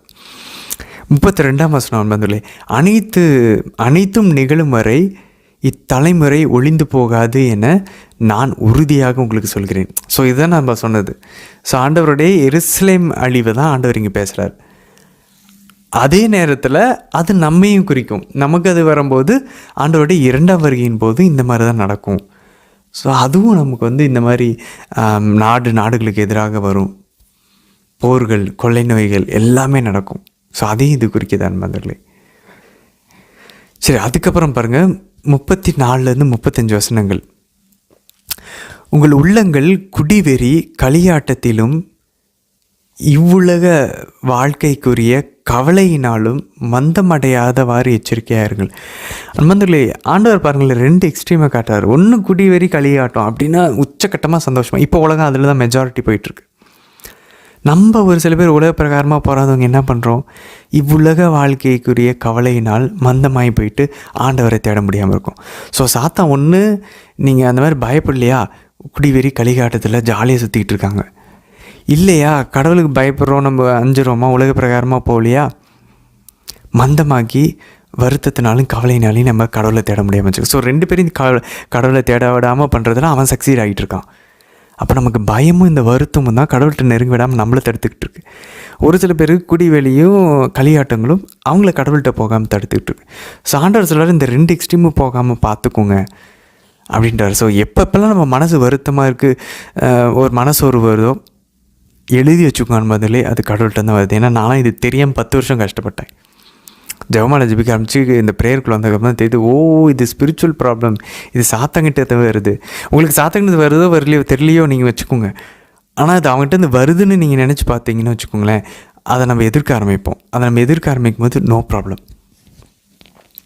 அதுக்கப்புறம் 37-38 வசனங்கள் பாருங்கள். இயேசு பகல் நேரங்களில் கோவிலில் கற்பித்து வந்தார், ஒர்க் பண்ணுறார் பகலில்.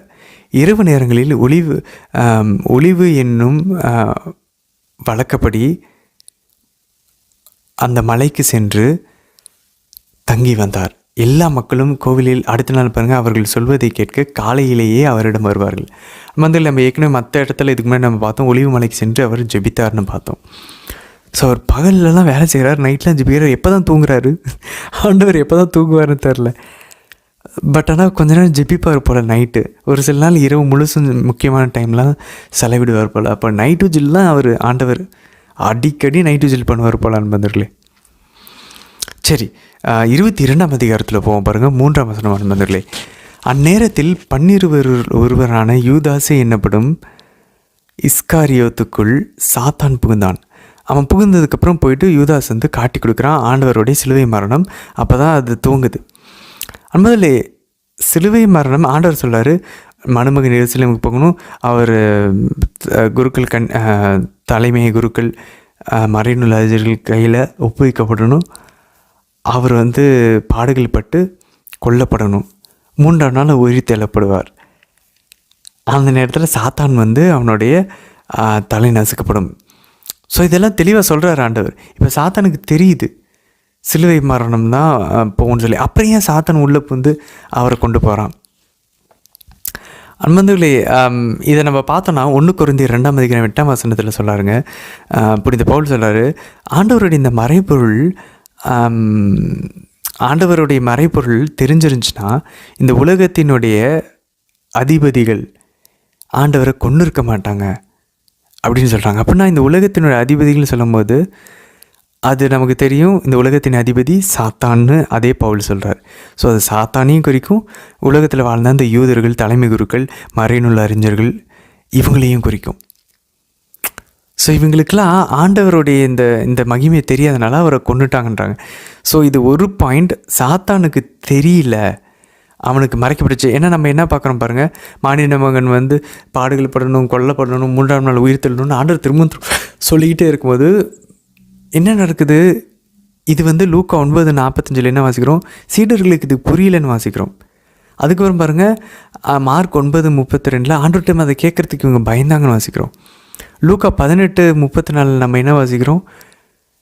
அவர்களுக்கு இது மறைக்கப்பட்டிருந்துச்சு அவங்க கண்களுக்குன்னு பார்க்குறோம், அப்போஸ்தலர்களுக்கே. அப்போ சாத்தானுடைய கண்களுக்கும் இது மறைக்கப்பட்டிருக்கலாம் அப்படின்னு சொல்லி ஒரு சில ஆன்சர் நம்ம பார்க்கலாம். ஒரு ஆன்சராக ஒரு அழகான ஆன்சர் என்ன அப்படின்னு சொல்லி பார்த்திங்கன்னா ஆனால் இதில் இன்னொரு ப்ராப்ளம் இருக்குது. இப்போ என்ன நடக்குது பாருங்கள், ஆண்டவர் ஃபஸ்ட்டு பணியை துவங்கும் போது சோதிக்கும் போது என்ன நடக்குது? ஃபஸ்ட்டு பாருங்கள், ஏரோது மன்னன் வழியாக ஆண்டவரை கொல்ல ட்ரை பண்ணுறான் சாத்தான்.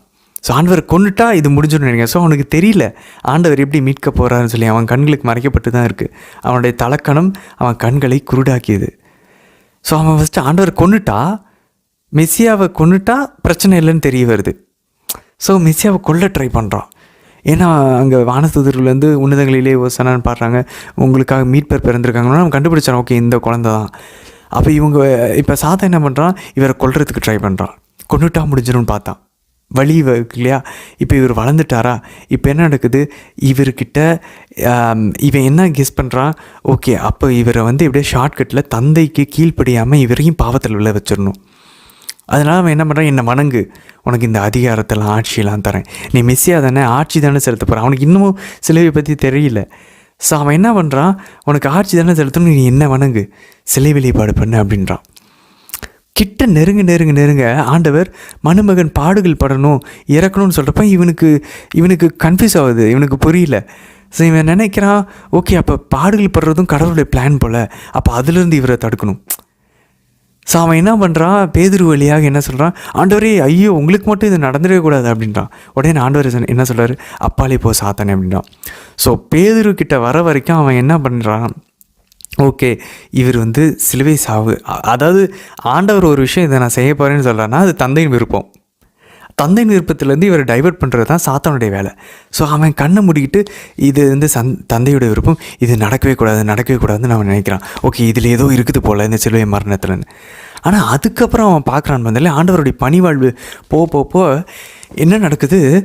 ஆண்டவர் பேய்களை ஓட்டுறாரு, நோய்களை குணமாக்குறாரு. ஐயோ, இவர் இறையாட்சியை கொண்டு வர்றாரு போல். ஸோ இறையில் அறிஞர்கள் என்ன சொல்கிறாங்கன்னா, சாத்தானுக்கு உண்மைகள் தெரியுது, ஆனால் ஆவிக்குரிய மறைபொருள்லாம் அவனுக்கு கடவுள் வெளிப்படுத்தாமல் அவனுக்கு தெரியாதான். ஸோ அதெல்லாம் அவனுக்கு மறைக்கப்பட்டிருக்குது. ஸோ அவன் இப்போ ஆண்டவருடைய நடுப்பகுதிக்கு வரும்போது என்ன பண்ண பார்க்குறான்? ஆண்டவரை அவருடைய விருப்பப்படி இந்த சாவு வேண்டான்னு சொல்லி நினைக்கிறான். பட் ஆனால் ஆண்டவருடைய பணியில் அவர் போகும்போது என்ன நடக்குது? இவர் இந்த உச்சக்கட்டமான இந்த அற்புதங்கள் அடையாளங்கள்லாம் செய்யும்போது அவன் இந்த பாயிண்டில் என்ன பண்ணுறான்? அதுவும் குறிப்பாக லாசர் உயிர் தள்ள வைக்கும்போது, ஐயோ சாவு நம்ம கையில் இருக்குது, இந்த மனுஷனுக்கு சாவு கூட கட்டுப்படுது அப்படின்னு தெரியும் போது இவன் என்ன பண்ணுறான்? இதுக்கு மேலே விட்டால் இந்த மனுஷங்கிட்ட எல்லாருமே இவர் உயிர் தள்ள வைப்பார். அப்போ இவர் சிலுவையில் இறந்துக்காமல் கூட இவர் உயிர் தள்ள வைக்க முடியுது.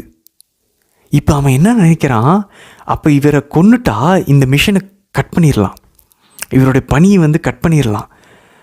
இப்போ இவன் திரும்ப என்ன பண்ணுறான், இவன் டில்ட் பண்ணுறான். இப்போ அவனுடைய அந்த அந்த ஸ்ட்ராட்டஜியை வந்து இவன் மாற்ற ட்ரை பண்ணுறான் சாத்தான். ஸோ இதை வந்து திருச்சபையின் தந்தையர்கள் எப்படி பார்க்குறாங்க அப்படின்னாக்க, இப்போ இவரை கொன்னுட்டா இந்த மெஸ்ஸியாவுடைய இறையாட்சி முடிஞ்சிடும். ஏன்னா இவர் அரசராகிட்டார்னா எல்லாரும் உயிர்த்தலை வச்சுருவார், இவர் என்றென்றும்.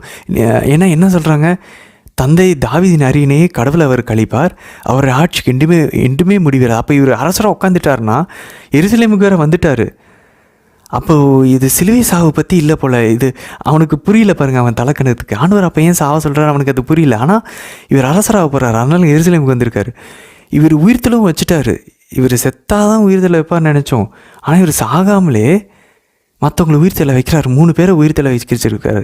அப்போ இவரை நம்ம நிறுத்திடணும், இல்லைனா இவர் என்றென்றும் அரசாட்சியில் உட்காந்துட்டான்னா இவர் வந்து அரசாட்சி ஆள்றார் அப்படின்னு சொல்லி. ஆனால் அவனுக்கு தெரியல தாவீதின் அரியணை விண்ணகத்தில் இருக்குன்னு. அவர் விண்ணக அரியணையை பற்றி தான் மாதா கிட்ட சொன்னார்னு அவனுக்கு தெரியல. ஸோ அவன் என்ன நினச்சிட்டான், அவனும் இவங்களை மாதிரி ஆண்டவர் ஆட்சியை செலுத்த போகிறாரு இந்த உலகத்தில்னு நினச்சிக்கிட்டு இப்போ என்ன பண்ணுறான், இவரை கொன்னாதான் இது முடியும்னு நினச்சி இவன் யூதாஸ்குள்ளே பூந்து அவரை கொல்ல வைக்க ட்ரை பண்ணுறான். ஸோ அதை திருச்சபையின் தந்தைகள் எப்படி சொல்கிறான்னா, அவன் ஆண்டவருடைய மனுஷத்தன்மையை கொள்வதற்காக அந்த தூண்டில், நம்ம பெயிட்டுன்னு சொல்கிறோம் பாருங்கள், அந்த பெயிட்டை பைட் பண்ணிட்டான். ஆண்டோடைய மனுஷத்தன்மையை கொல்றதுக்கு யூதாஸ் வழியாக அந்த தூண்டில கவிட்டான். ஆனால் அவன் மறந்துட்டான், அந்த தூண்டிலில் இருக்கிறது ஆண்டவருடைய இறைத்தன்மைன்ற கொக்கி. அவன் ஆண்டவருடைய மனுஷத்தன்மையை பிடிக்கிறதுல, அதை விழுங்குறதுல வாயை வச்சவன் யூதாஸ் வழியா ஆண்டவருடைய இறைத்தன்மைன்ற கொக்கியில் மாட்டிக்கிட்டான். ஆண்டவரை கொல்லணும்னு நினச்சான். ஆண்டவரை கொல்லணும்னு நினச்ச அந்த சாவே அவனுடைய தலை நசுக்குவதற்கு, அவனை கொல்றதுக்கு வழியாக மாறிடுச்சு. எவ்வளோ அழகாக இருப்பாங்களா, ஆண்டவருடைய டிவினிட்டி பெயிட்டாக இருந்துச்சு, ஆண்டவருடைய ஹியூமனிட்டி பெயிட்டாக இருந்துச்சு, ஆண்டவருடைய மனிதத்தன்மை தூண்டிலாக போடப்பட்டுச்சு. அவன் அதை பிடிச்சான். ஆண்டவருடைய இறைத்தன்மைன்ற கொக்கினால் அவன் அதில் மாட்டி கொல்லப்பட்டான். அவரோ உன் தலையை நசுக்குவார், நீ அவருடைய குதிங்காலை காயப்படுத்துவாய். இங்கே அது நடந்துச்சு அன்பாந்தோழி. ஸோ அதனால தான் சாத்தான் கடைசியாக இவன் ஸ்ட்ராட்டஜியை மாற்றி பார்த்து என்னென்னமோ ஃபஸ்ட்டு அவரை கொல்ல ட்ரை பண்ணுறான், அதுக்கப்புறம் சிலுவையில் சாகணுன்றபோது அதுலேருந்து டைவெர்ட் பண்ண ட்ரை பண்ணுறான். தந்தையின் விருப்பம் அப்படி மட்டும் நடக்கக்கூடாதுன்னு சிலுவையிலேருந்து அவரை டைவெர்ட் பண்ண ட்ரை பண்ணிக்கிட்டே இருக்கிறான். அதுக்கப்புறம் என்ன நடக்குது, அல்டிமேட்டாக ஓகே இவர் நிறுத்த முடியாது போல், இவரை கொண்டாதான் நிறுத்த முடியும்னு சொல்லிட்டு நினைக்கிறான். ஆண்டவர் அனுமதிக்கிறார், அந்த தீமையிலிருந்து மிகுதியான நன்மையை கொண்டு வருகிறார். ஸோ அதே போல் தான் அவன் பாருங்கள், தாவீதை வந்து பாவம் செஞ்சு இது விழ வைக்கிறாரு, சாலமனை பாவம் செஞ்சு. ஸோ தாவீதின் வழிமரபில் தான் அந்த வாக்குறுதி இருக்கா. தாவீதின் வழிமரபில் வரவங்களை எல்லாத்தையும் அவன் சோதிச்சுக்கிட்டே இருக்கான், எல்லாம் பாவத்தில் விழுந்துக்கிட்டே இருக்காங்க. ஆனால் மாதாவுடைய தாழ்ச்சி, எளிமை அவன் கண்ணுக்கு மறைக்கப்பட்டுச்சு. இவங்கெல்லாம் மாதவெல்லாம் அவன் பொருட்டாவே நினைக்கல. அங்கே தான் வந்தார் ஆண்டவர். அவன் எதிர்பார்க்கவே இல்லை மாதா கிட்ட பிறப்பாங்கன்னு சொல்லி.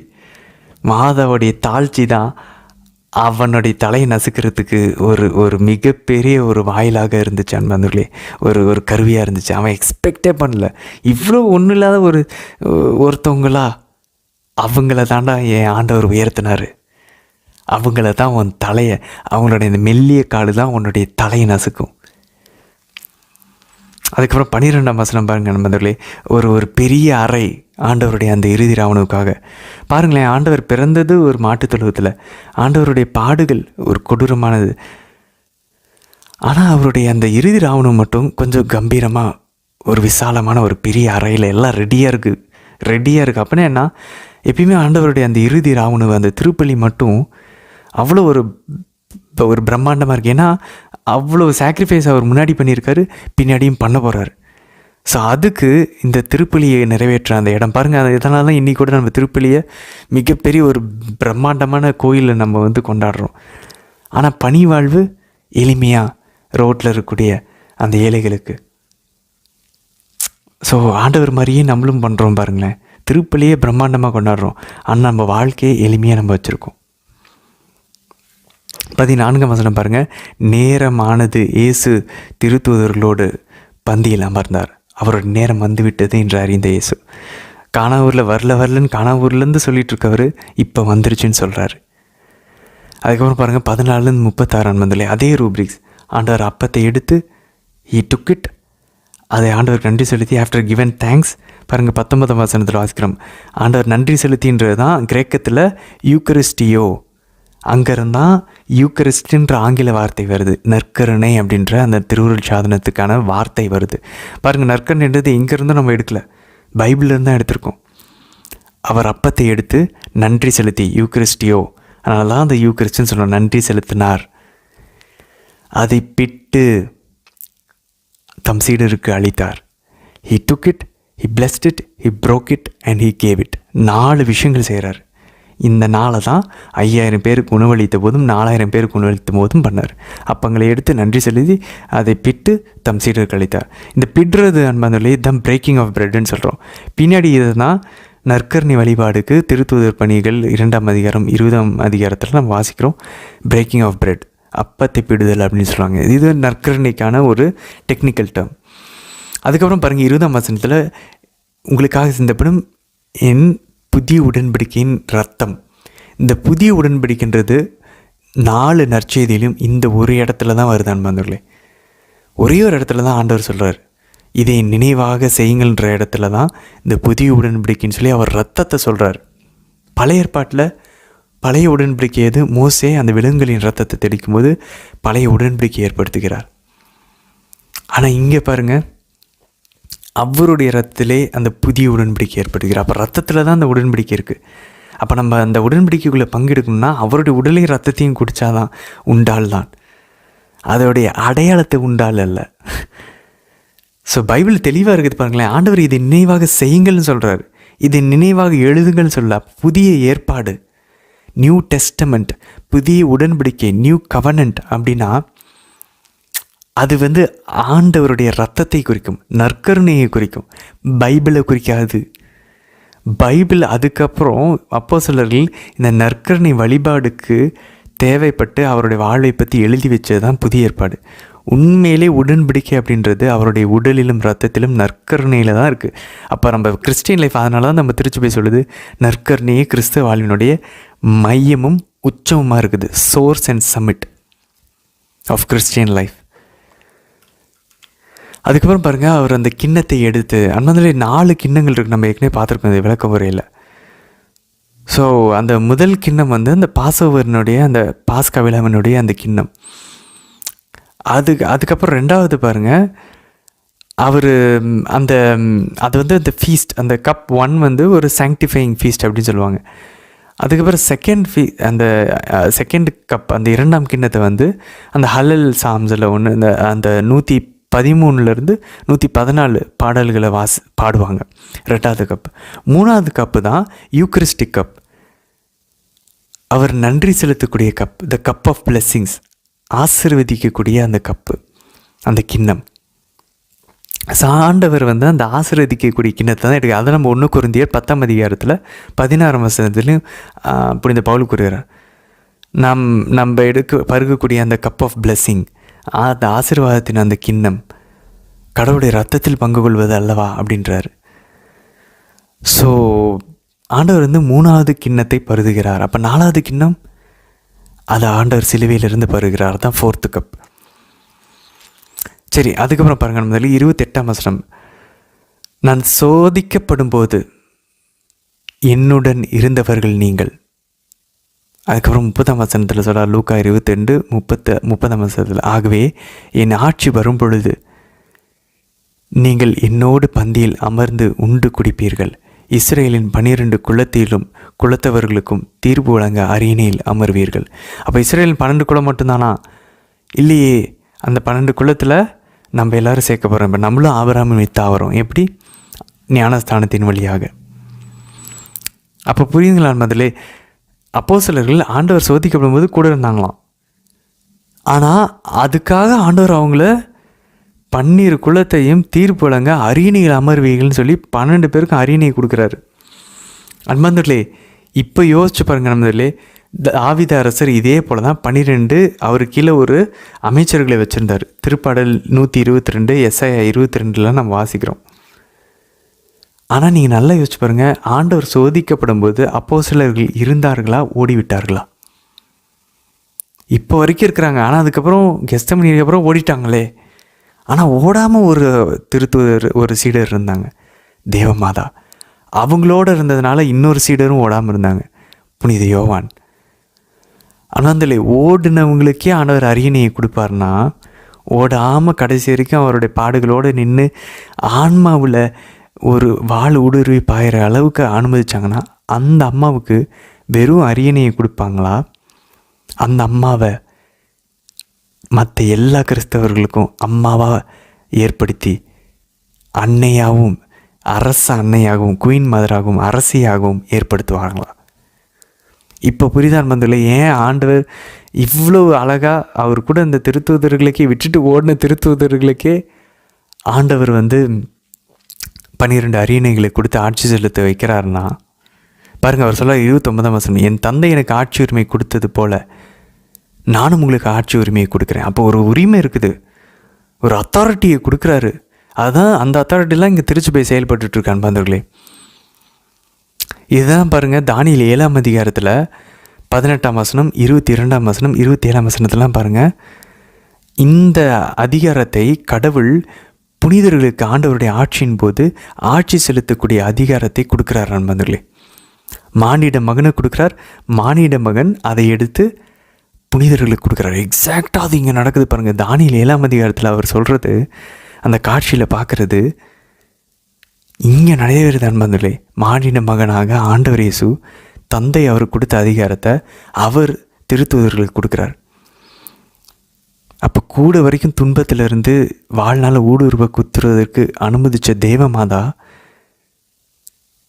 அவங்களுக்கு அரசியாக, எல்லா இந்த அப்போஸ்தலர்களுக்கும் புனிதர்களுக்கும் அரசியாக உட்கார வச்சு அவங்கக்கிட்ட ஆட்சி உரிமையை கொடுக்க மாட்டான்றதில் என்ன சந்தேகம் இருக்கு அன்பர்களே? இது எப்படி, எந்த வகையில் இது ஆண்டவருக்கு போட்டியாகும்? ஆண்டவர் எல்லாத்தையும் பாடுபட்டு ஜெயிச்சு ஆட்சி உரிமையை இவங்ககிட்ட கொடுத்துட்டு போகிறாரு புனிதர்கள்கிட்ட. அதனால தான் இப்போ புனிதர்கள் இவ்வளோ வல்லமையாக நம்ம வாழ்க்கையில் செயல்பட்டுருக்காங்க. எந்த வகையிலையும் ஆண்டவருக்கு இவங்க போட்டியே கிடையாது. ஆண்டவருக்கு இவர்கள் பணியாளர்களாக இருந்து செயல்படுகிறார்கள், உடனிருந்து ஆட்சி செய்கிறார்கள். அரியணையில் அமர்ந்து கடவுள் தான் அதில் வாக்கு கொடுக்குறாரு. நம்ம இந்த வசனம்லாம் பிரிந்து போன சகோதரருடைய கண்களுக்கு ஏன் தெரிய மாட்டேங்குதுன்னு தெரியல. அதுக்கப்புறம் பாருங்கள், 31ஆம் வசனமும் 32ஆம் வசனமும் இந்த பேப்பல் இன்ஃபாலிபிலிட்டின்னு சொல்கிறோம் இல்லையா, இந்த திருத்தந்தையினுடைய தவறாமை வரும் பாருங்கள். சீமோனே சீமோனே, இதோ கோதுமை போல உங்களை புடைக்க சாத்தான் அனுமதி கேட்டு இருக்கிறான். பாருங்க, சாத்தான் அனுமதி கேட்டு தான் டெம்டேஷன் கொடுக்க முடியும். நமக்கும் அதுதான் ஆண்டவர் அனுமதிக்கிறான்னா அதுக்கு ஒரு காரணம் இருக்குது. நம்ம ஒரு பக்கம் கேட்டை திறந்து விட்டுருப்போம், அதனால் ஆண்டவருடைய நீதி அனுமதிக்குது.